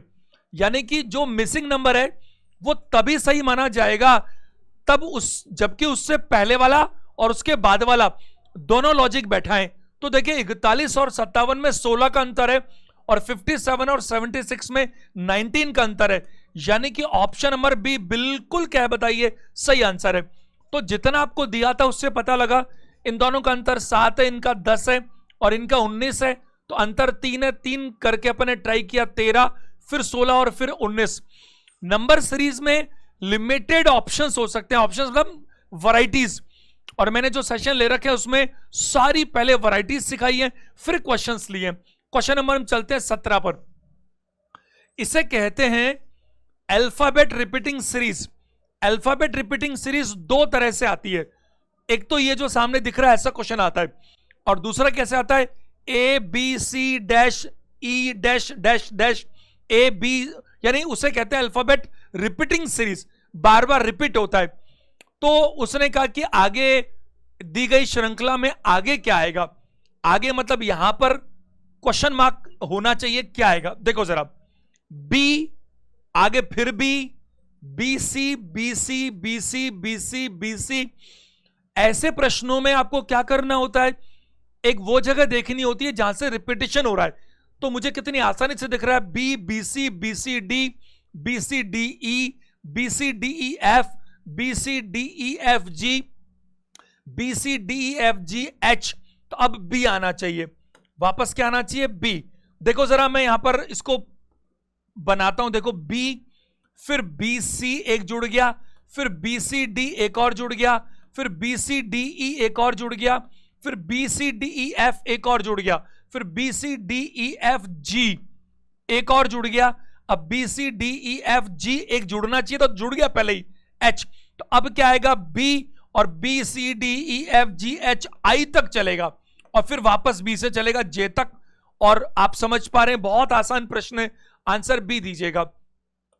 18वां प्रश्न, ये कोडिंग डिकोडिंग का वैरायटी है। क्या कह रहा है? प्याज को संतरा कहता है वो, ओनियन को ऑरेंज कहता है, संतरे को आड़ू, ऑरेंज को क्या कहता है? पीच कहता है, और आड़ू को आलू, और ये सब कुछ। मैंने जब ये चैप्टर सिखाया तो आपको कहा कि किसको क्या कहता है, इससे हमें क्या फर्क पड़ता है, हम सिर्फ ये देखें कि उसने हमसे क्या पूछा है, हम सिर्फ उस पर फोकस करेंगे। तो उसने पूछा कौन सा जमीन के नीचे उगता है, तो जमीन के नीचे क्या उगता है इनमें से जरा देखिए। प्याज जमीन के नीचे उगता है, बिल्कुल उगता है। अगर हम बात करें संतरा जो है वो उगता नहीं है, ये नहीं हो सकता। आड़ू जमीन के नीचे नहीं उगता, आलू भी जमीन के नीचे उगता है। केले की बात करूं मैं तो केला भी जमीन के नीचे नहीं उगता। और बात करूं पपीता, तो यहां पर दो दो चीज ऐसी हैं जो जमीन के नीचे उगती है, प्याज भी और आलू भी। तो यहां पर एक बार ध्यान दीजिएगा सारे के सारे स्टूडेंट्स, देखो वैसे यहां पर प्याज भी सही आंसर है, वो भी जमीन के नीचे होता है, और आलू भी है, बट प्याज ऑप्शंस में कहीं अवेलेबल नहीं है। तो मेरे को यहां पर बेस्ट आंसर क्या देना पड़ेगा? ए आलू। अगर एक ऑप्शन ऐसा मिलता है, जैसे मान लीजिए डी ऑप्शन है, इसमें मैंगो को हटा दो और मैंगो की जगह लिख दो प्याज और आलू दोनों, तो यह आंसर उससे बेटर हो जाएगा। लेकिन हम एग्जामिनर से लड़ नहीं सकते, अगर ऐसा आए तो हमें बेस्ट ऑप्शन करना है। क्या एप्पल जमीन के नीचे उग सकता है? नहीं तो। मैंगो नहीं तो, गवावा नहीं तो बचा क्या? Option number A is the right answer. Sometimes हमें क्या होता है, बेटर ऑप्शन चुनना पड़ता है अगर बेस्ट ना मिले तो। बेस्ट क्या होता? बेस्ट वो होता जिसमें आलू और प्याज दोनों मिलते। प्रश्न संख्या 19 से 21, 19, 20, 21 तीन प्रश्न, और तीनों प्रश्नों का एक ही इंफॉर्मेशन। एक्स वाई जेड और समथिंग लोग हैं, ऐसे कितने लोग हैं? 4, 6, 7, 9 लोग हैं। केंद्रोन्मुख होकर एक वृत्त के गिर्द बैठे हैं। सिटिंग अरेंजमेंट, 9 लोग हैं। मैंने आपको यह सिखाया जब भी सिटिंग अरेंजमेंट होगा, सिटिंग अरेंजमेंट चाहे सर्कल में हो, चाहे रोज में हो, या किसी भी तरह के टेबल में हो, सबसे पहला काम क्या करना है? आपको वो आकृति बनानी है जिसमें लोग बैठे हैं, और जितने लोग बैठे हैं, जितने लोग हैं उतनी जगह बनानी है। जितने लोग हैं उतनी जगह बनानी है। तो कितने लोग हैं? 9 लोग हैं, तो 9 जगह बनानी है। और कोई भी 2 लोगों को पहले फिक्स कर देना है। आप 9 जगह बनाइए, 1, 2, 3, 4, 5, 6, 7, 8, 9 अंदाजे से, और कोई भी 2 लोगों को पहले फिक्स कर दीजिए। सिटिंग अरेंजमेंट के मैंने 2 या 3 सेशन लिए हुए हैं, जिसमें इसकी बारीकियां, शब्दों में कहां कंफ्यूजन होता है वो बता रखा है। देखो जरा सवाल, कभी भी ये भी एक तरह की पजल ही है। कोई भी पजल हो किसी भी तरह की, तो आप कभी भी पजल को पढ़ने के बाद नहीं कर सकते, आप हमेशा पढ़ने के साथ ही करेंगे। देखो क्या बोलता है, एफ एक्स के दाएं चौथा है, जो वाई के दाएं तीसरा है। 2 शब्द बनते हैं, जो, और एक दूसरा शब्द है और वह। डिफरेंस मैंने बता रखे हैं पहले। तो इसमें मैंने कहा था कि जो शुरुआत करो उसको यहां रखा करो, क्योंकि यहां वाले का दायां और बायां देखना बहुत आसान होता है। एफ एक्स के दाएं चौथा है, एक्स के दाएं सारे सेंटर को फेस कर रहे हैं, 1, 2, 3, 4, तो यहां पर एफ आना चाहिए, क्योंकि एक्स के दाएं चौथा है जो। एफ एक्स के दाएं चौथा है जो, मतलब कौन? एक्स। वाई के दाएं तीसरा है, तो वाई के दाएं तीसरा, तो वाई को यहां होना चाहिए, पहला, दूसरा, तीसरा। ये वाई के दाएं तीसरा है, या मैं कह सकता हूं ये एक्स के बाएं तीसरा है। एक ही बात है, मैंने सब लिखवा रखा है पहले सेशंस में। आगे क्या है? के वाई के बाएं चौथा है, वाई ये रहा, तो के वाई के बाएं, वाई का दायां इधर है, बायां उधर है, 1, 2, 3, 4, तो यहां पर के होना चाहिए। के वाई के बाएं चौथा है, और का मतलब किसकी बात है? के की बात है। और डी के दाएं तीसरा है। ये जो के है ये डी के दाएं तीसरा है, तो डी यहां होना चाहिए, पहला, दूसरा, तीसरा। डिटेल में नहीं जा सकता मैं, क्योंकि जो मैं 2 सेशंस में करवा चुका हूं वो बारीकियां इन मॉक टेस्ट में नहीं हो सकती, इनमें हम क्वेश्चंस कर सकते हैं। 5 लोग बैठ चुके हैं, आगे बात करते हैं। जेड एच के दाएं तीसरा है, एच कहीं दिख रहा है? नहीं। जेड भी नहीं दिख रहा। Z और H में से कोई भी एक दिखता तो दूसरा हम बना लेते, बट ये Z और H दोनों नहीं दिख रहे। E G के बाएं को दूसरा है, G नहीं दिख रहा और E भी नहीं दिख रहा। 4 लोग नहीं दिख रहे और 4 ही सीट खाली है। एक नियम मैंने आपको सिखाया था, अगर आपको याद हो तो मैं रिपीट कर देता हूं। A B के दाएं तीसरा है। अगर कोई कहे A B के दाएं तीसरा है तो पहला नहीं है दूसरा नहीं है, यानी इन दोनों के बीच में 2 लोग हैं। A B के दाएं बाएं ऊपर नीचे कैसे भी कर लो 8वां है, तो इसका मतलब बीच में 7 लोग हैं। तो यहां पर जरा देखिए, Z H के दाएं तीसरा है, तो यानी कि पहला और दूसरा नहीं है। तो मैं कह सकता हूं कि Z और H के बीच कितने लोग मौजूद है बताइए, 2। अब दाएं बाएं मैंने नहीं देखा अभी, मैं तो कह रहा हूं Z और H के बीच 2 लोग मौजूद होने चाहिए। और E G के बाएं दूसरा है, तो दूसरा है तो पहला कोई और है, तो E और G के बीच भी 1 लोग हो सकते हैं। अब G इधर भी हो सकता है, वो मैंने देखा नहीं, लेकिन बीच में। अब एक बात बताइए, ऊपर Z और H भी बैठाना है और E और G भी बैठाना है। बहुत ही ज्यादा शानदार पॉइंट है, आप सारे लोग समझिएगा। बहुत सारे प्रश्नों को हम सिलेक्शन मेथड की जगह रिजेक्शन मेथड से जल्दी कर सकते हैं। एक बार Z और H पर देखिए, मुझे एक बात बताइए, कितनी सीटें थी? 9 में से कितनी भर चुकी? 5। जो पक्का पता है उनको अपन डिस्टर्ब नहीं कर सकते, तो बाकी 4 सीटें उनमें बैठाते हैं, Z और H। मुझे आप ये जवाब दीजिएगा, क्या इन 2 जगहों पर Z और H आ सकते हैं? क्या मुझे जवाब दीजिए।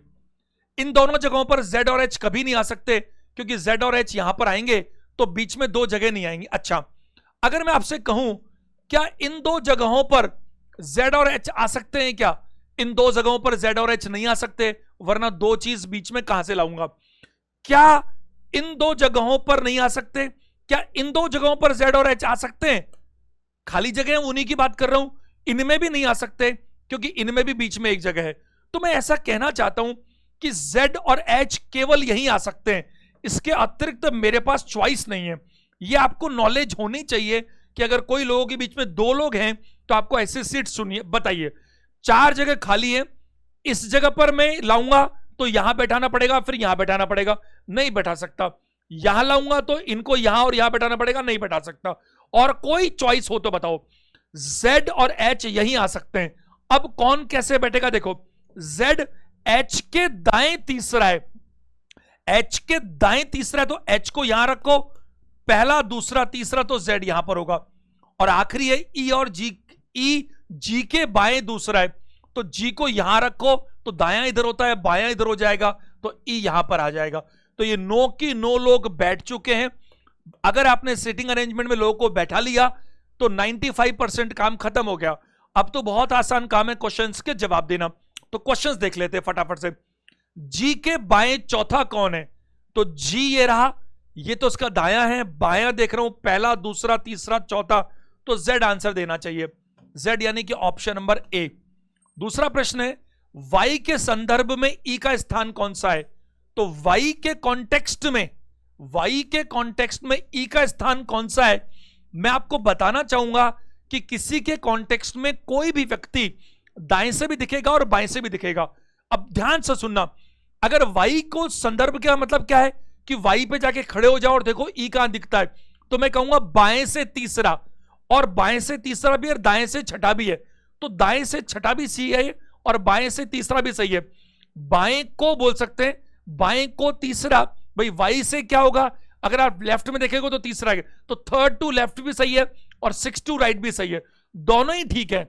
दोनों में से जो ऑप्शन में मिल जाए वो सही है, बट मेरा एक्सपीरियंस मिलता है कि जो पास में है वो ऑप्शन में ज्यादा मिलता है। तो थर्ड टू लेफ्ट है या 6th टू राइट है? थर्ड टू लेफ्ट ये रहा, और 6 यहां पर है ही नहीं, तो 6 का कोई मतलब ही नहीं, तो थर्ड टू लेफ्ट यानी कि बाएं को तीसरा, तो डी ऑप्शन यहां पर क्या बनता है? सही बनता है। एक और प्रश्न 21वां, वो देख लेते हैं।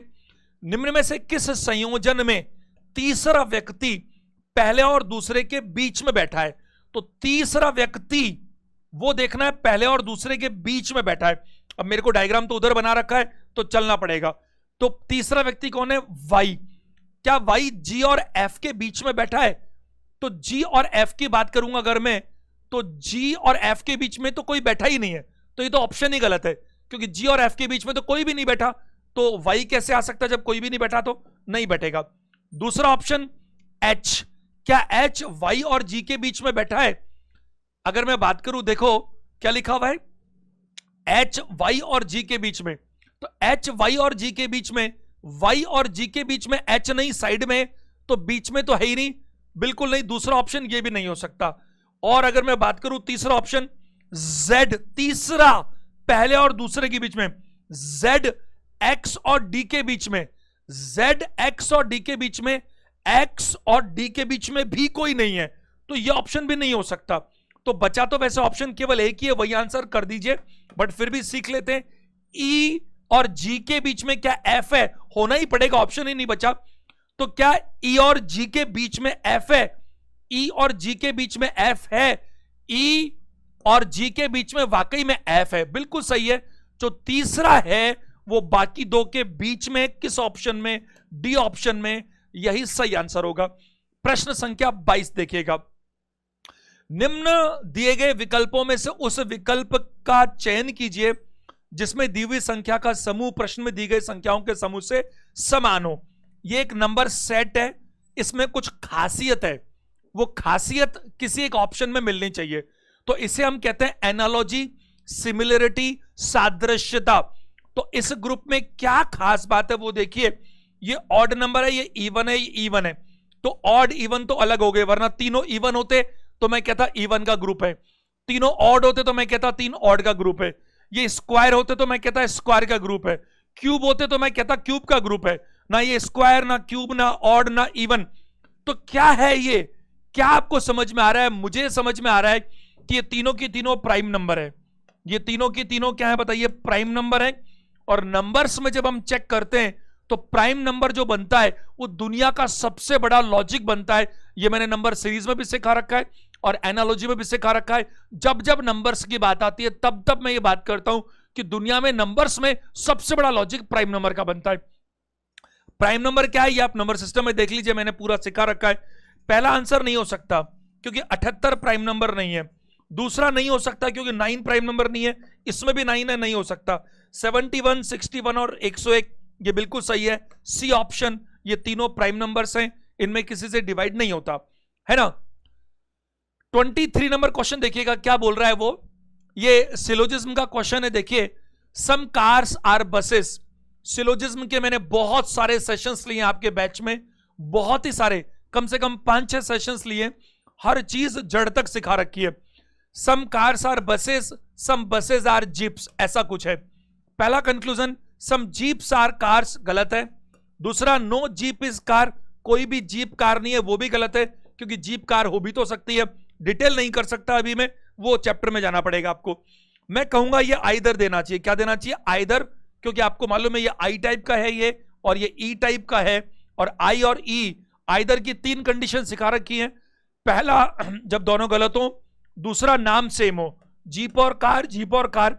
और तीसरा, 3 ग्रुप दे रखे हैं। कौन कौन से ग्रुप दे रखे हैं? ए ओ, आई ओ और आई ई। तो यहां पर ये आई और ई का ग्रुप है, तो इसे आइदर बोलना चाहिए। आंसर क्या होगा? C option. क्वेश्चन नंबर 24, थोड़ा बड़ा प्रश्न है।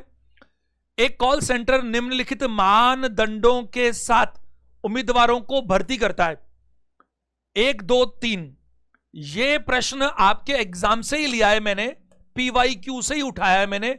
ग्रुप डी के पेपर में ही पूछा गया प्रश्न है हूबहू, क्योंकि डिसीजन मेकिंग के प्रश्न अपने आप में कम उपलब्ध है और मैं बहुत ज्यादा लेवल नहीं कराना चाहता इसका, और बहुत अच्छा लेवल देखना चाहते हैं आप, तो आप सेशंस देख सकते हैं जो मैंने डिसीजन मेकिंग का ले रखा है ऑलरेडी। ये क्या होता है डिसीजन मेकिंग में कि आपको निर्णय करना होता है कैंडिडेट्स के साथ में। तो ये 3 पॉइंट दे रखे हैं किसी की अगर आपको भर्ती करनी है। A call centre hires candidates with the following criteria. ये 3 पॉइंट है, इन तीनों पॉइंट को जो फुलफिल करेगा उसका चयन हो जाएगा। तो एक ए ऑप्शन है, एक बी ऑप्शन है, एक सी ऑप्शन है, एक डी ऑप्शन है। 4 ऑप्शन होते हैं, चारों में से कोई एक का चयन करना है। चयन करने में पहला क्या लिखा है? Candidates must have pass at least 10th standard. तो जो कैंडिडेट है उसका 10th पास होना चाहिए कम से कम, ज्यादा हो तो चलेगा।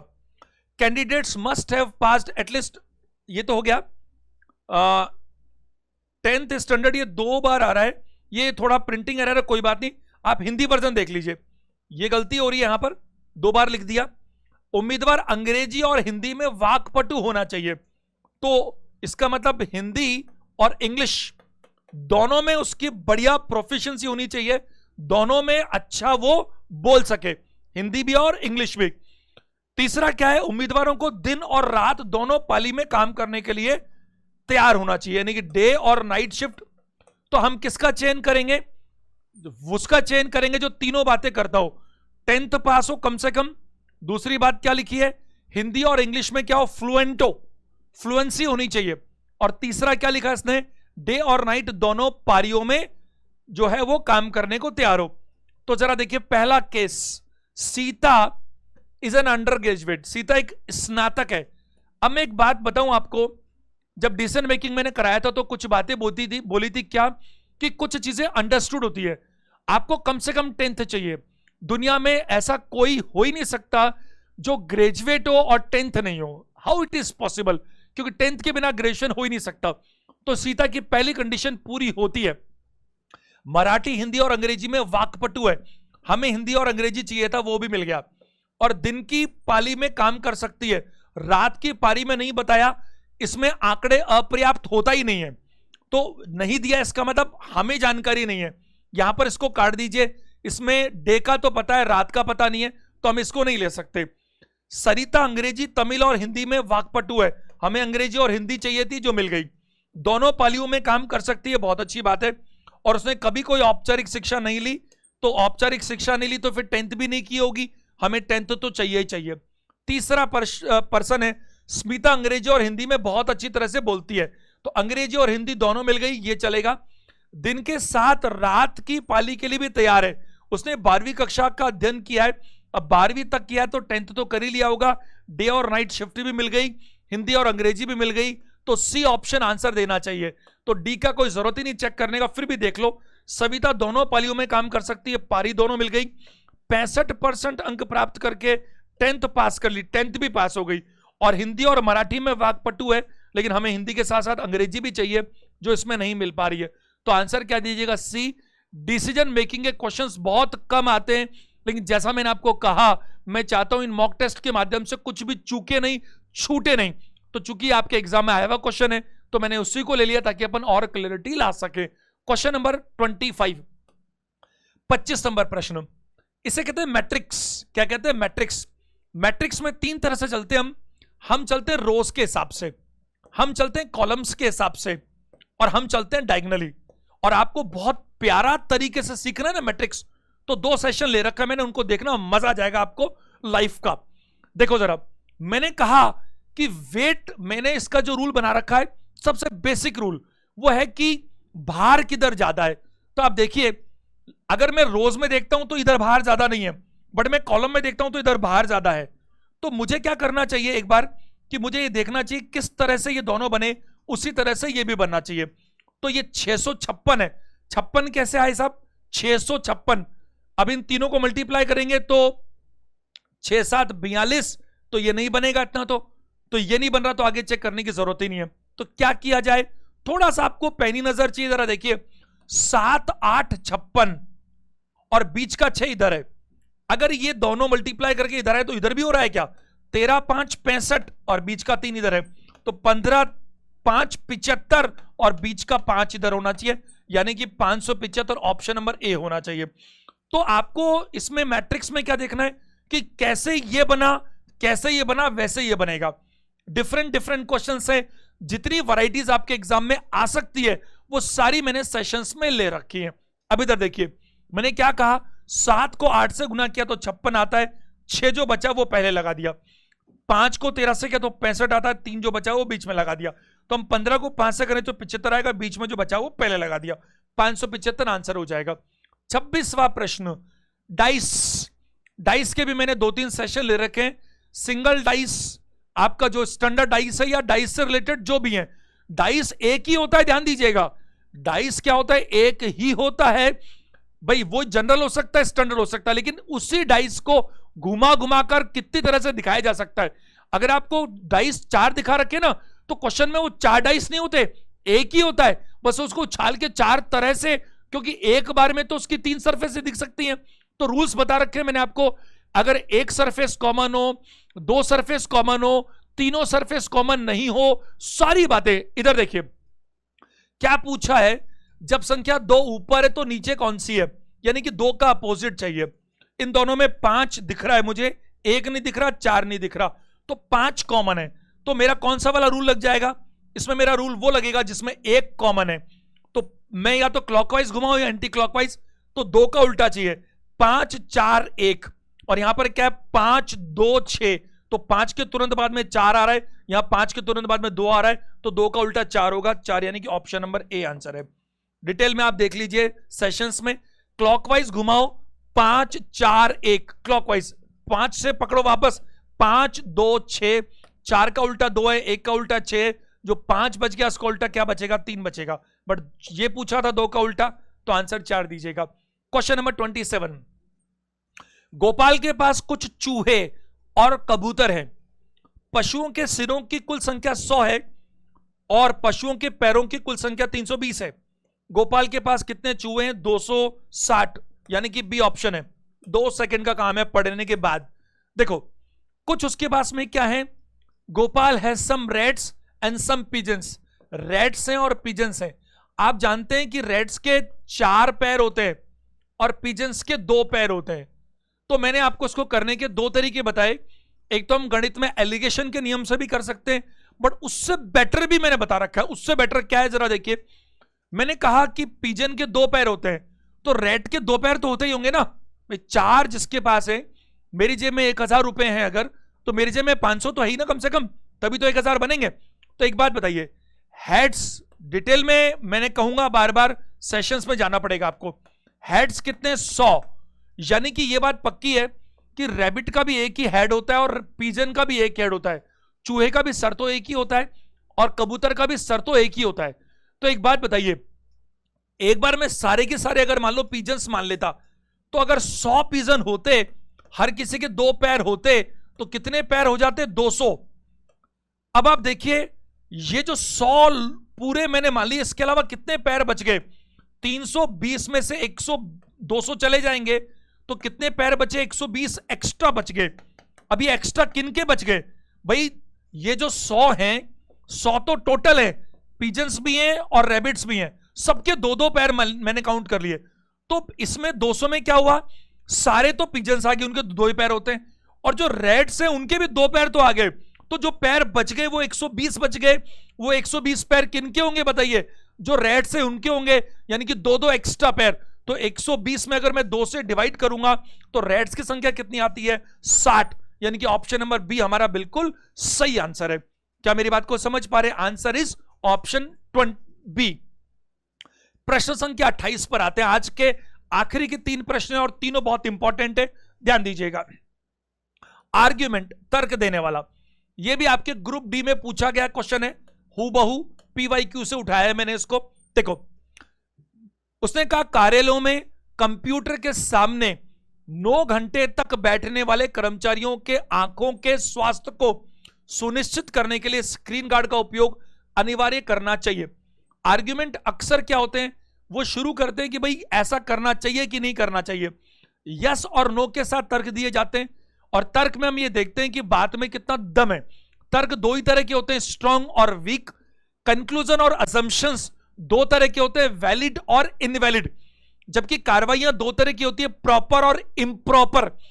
अगर मैं बात करूं कॉज एंड इफेक्ट भी होता है। एलआर के आपके जो बैच है उसमें मेरे को लगता है मैंने 3 या 4 सेशन ले रखे हैं, उसमें सारी बातें बता रखी है। अब यहां पर हमें यह बात बोली गई है कि ऑफिसेज में जो कंप्यूटर के सामने 9-9 घंटे तक काम करते हैं, उनकी आंखों की सुरक्षा के लिए स्क्रीन गार्ड होना चाहिए कि नहीं, अनिवार्य। तो वैसे तो कायदे से होना चाहिए, लेकिन अपन को कुछ नहीं बोलना, अपन को तो तर्क उसके देखने और उसको देख करके पता लगाना है कि उसने जो तर्क दिया उसमें दम है कि नहीं। पहला, हां या ना के साथ होगा। आंखों की सुरक्षा के लिए हमेशा स्क्रीन गार्ड पहनना सबसे अच्छा होता है, यह साइंटिफिकली प्रूव्ड है। यूनिवर्सल ट्रूथ हमेशा स्ट्रॉन्ग आर्ग्यूमेंट माने जाते हैं। मैंने अजम्पशंस में, कंक्लूजन्स में, आर्ग्यूमेंट्स में, कार्रवाइयां यानी कोर्स ऑफ एक्शंस में, कॉज एंड इफेक्ट्स में कुछ रूल्स बनाकर दे रखे हैं सेशंस में, उन रूल को फॉलो करने का मतलब है कि उसके बाहर कुछ होता ही नहीं है। अगर वो रूल आपको पता लग जाते हैं तो फिर देखते ही आंसर आप खुद ही टिक कर सकते हो। पहला स्ट्रॉन्ग आर्ग्यूमेंट, दूसरा नो, मना कर रहा है। मना क्यों कर रहा है भाई? कर्मचारियों के लिए ऐसी व्यवस्था करना कंपनी के लिए संभव नहीं है। बिल्कुल वीक आर्ग्यूमेंट है। क्यों संभव नहीं है भाई? क्यों नहीं किया जा सकता? कौन सा बड़ा काम है? ऐसी चीज होती जो वाकई में प्रैक्टिकली पॉसिबल नहीं होती। जो कंप्यूटर आ सकता है तो स्क्रीन गार्ड नहीं आ सकता, तो ये तर्क में दम नहीं है। तो केवल पहला तर्क स्ट्रॉन्ग है। आंसर बी दीजिएगा जिसमें लिखा हुआ है ओनली वन, केवल पहला तर्क स्ट्रॉन्ग है। क्वेश्चन नंबर 29, ये भी एक सिलोजिज्म का क्वेश्चन है। क्या बोल रहा है? No table is wood. कोई भी टेबल जो है वो वुड नहीं है। ये कुछ ऐसा बनेगा, सम वुड्स आर चेयर्स, कुछ वुड्स चेयर्स हैं और सारी चेयर्स स्टोन्स हैं। ये स्टोन हो गई। पहला निष्कर्ष क्या है? No stone is table. कोई भी स्टोन टेबल नहीं है। गलत बात है, क्योंकि स्टोन टेबल में जा भी सकती है। टेबल की प्रॉब्लम केवल वुड से है। दूसरा, सम स्टोन्स आर वुड्स, कुछ स्टोन्स वुड से ही तो होना ही पड़ेगा। दूसरा बिल्कुल सही है। ऑप्शन क्या दीजिएगा? B is the right answer. और आज का आखिरी प्रश्न नॉन वर्बल का यह प्रश्न है। एनालॉजी, सादृश्यता इसमें नजर आती है। आप मेरी बात को समझो। मॉक टेस्ट को अपन बहुत लंबा नहीं खींच सकते। आप मेरी बात समझ पा रहे हो? 30 क्वेश्चंस करने में लिमिटेड टाइम देना पड़ेगा, तो अपन चैप्टर नहीं कर सकते। बात समझो। बहुत सारे बच्चों ने कमेंट करके बोला भी है कि सेशन का लाइन लिमिटेड रखो। मैं इसको 2 पार्ट में तो नहीं तोड़ूंगा, आप 2 पार्ट में खुद देख सकते हो, लेकिन अपन बहुत डिटेल में नहीं जा सकते। उसके लिए चैप्टर्स ऑलरेडी अवेलेबल है। देखो, ये मिरर इमेज है। मिरर इमेज और वाटर इमेज मैंने आपको सिखा रखी है नॉन वर्बल में। मिरर इमेज का मतलब क्या है? लेफ्ट का राइट और राइट का लेफ्ट हो जाता है, लेकिन टॉप और बॉटम में चेंज नहीं होता। जबकि वाटर इमेज में टॉप और बॉटम बदल जाता है, लेफ्ट और राइट में चेंज नहीं होता। तो ये साफ साफ दिख रही है मिरर इमेज है। जो राइट में यहां पर है वो लेफ्ट में हो गया, जो इसके राइट में वो लेफ्ट में हो गया, लेकिन टॉप और बॉटम में चेंज नहीं हुआ। तो इसको मैं देखूं, जो ये राइट में वो लेफ्ट में चाहिए, ये तो उल्टा ही हो गया, और ये तो एक जैसा ही है। ये आंसर हो गया। जो राइट में वो इसके लेफ्ट में हो गया, ये भी उल्टा हो गया। आंसर क्या दीजिएगा? सी। उम्मीद करता हूं आपको मजा आ रहा है सेशंस के अंदर। तो आज बुधवार को आपको रीजनिंग का सेशन मिला है। आपको अगर ये अच्छा लगा तो प्लीज इसको लाइक करें, कमेंट करके बताएं और मैक्सिमम लोगों को शेयर करें। इसके बिना कोई भी चीज आगे तक नहीं चल पाएगी, मैं आपको बता रहा हूं, है ना। दूसरी चीज, अब परसों जो फ्राइडे रहेगा उसको आपको मैथ्स का मिलेगा मॉक टेस्ट, तो अपन फिर 30 क्वेश्चंस की बात करेंगे। ग्रुप डी में 25 आते तो 25 की बात करेंगे। और लेटर ऑन मैंने आपको पहले अनाउंस कर दिया कि 13 अगस्त को एसएससी सीजीएल प्री के एग्जाम शुरू होंगे। 13 अगस्त से पहले पहले मैं आपको 10 मॉक टेस्ट करा दूंगा, ये मेरा प्रॉमिस है। 5 रीजनिंग के, 5 मैथ्स के, और 10 पेपर करने के बाद आपको लगेगा इससे बाहर कुछ नहीं आएगा, है ना। चलिए आज का इतना ही अपन करते हैं। मेरी शुभकामनाएं हमेशा की तरह आपके साथ हैं। सेशन देखने के लिए थैंक यू वेरी मच।